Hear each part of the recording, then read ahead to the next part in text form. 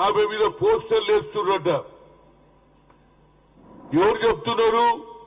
ముఖ్యంగా వివేక కుమార్తె ఆమెను కూడా బెదిరిస్తున్నారు. అది ఇది ఎక్కడ ప్రజాస్వామ్యం రా బాబు?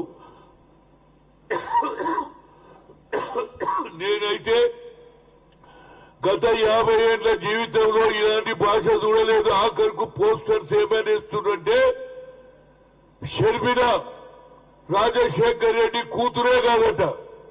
ఏమన్యాయం రా బాబు ఇది? అసలు నిజంగానే కూతురు కాకపోతే నువ్వు జైల్లో ఉన్నప్పుడు షర్మిల ఊరూరు తిరిగి మా అన్నను జైలు నుంచి విడిపియాలని కోరిందా లేదా? ఏ భాష ఇది? నాకు అర్థం కాదు. ఏ పోస్టర్లు ఇవి? నువ్వు అన్నగా నీ డ్యూటీ ఏది? నా చెల్లెల మీద ఎవరైనా ఆరోపణలు చేసేయాలి తప్పితే నీ పార్టీ వాళ్ళే నీ చెల్లెల మీద ఆరోపణలు చేస్తుంటే మరి ఆమె తప్పేమడుగుతుంది? స్పెషల్ స్టేటస్ అడుగుతున్నది. నరేంద్ర మోడీ వాదాలు చేశాడు ఆ రోజు. ఏది తెలంగాణ ఆంధ్రప్రదేశ్ బైఫర్కేషన్ లో ప్రామిస్ చేశాడు. అదే మాట అడుగుతుంది ఆమె. ఆమె కూడా రాజకీయాలలో రావాలని ఉన్నది. మొదటి నుంచి నీకు సపోర్ట్ చేస్తూ తిరిగింది. ఆమెకు నువ్వు పార్లమెంట్ టికెట్ ఇవ్వవు, అసెంబ్లీ ఇవ్వవు, తల్లిని దూరం పెడతావు. ఇదెక్కడ న్యాయం రా బాబు?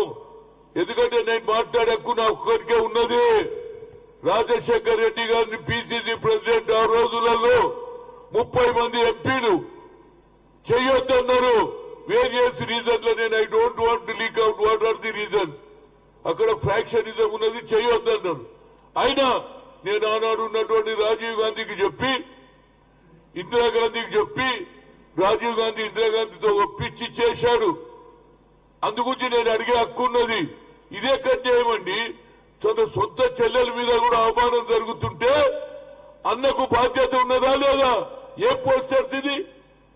అదేవిధంగా ఇంకో మీ చిన్న ఆయన చెల్లెలను బెదిరిస్తారు, చంపేస్తామంటారు, సోషల్ మీడియాలో భయపెట్టిస్తారు. ఇంకో చెల్లెలనేమో అసలు నువ్వు రాజశేఖర్ కూతురే కాదని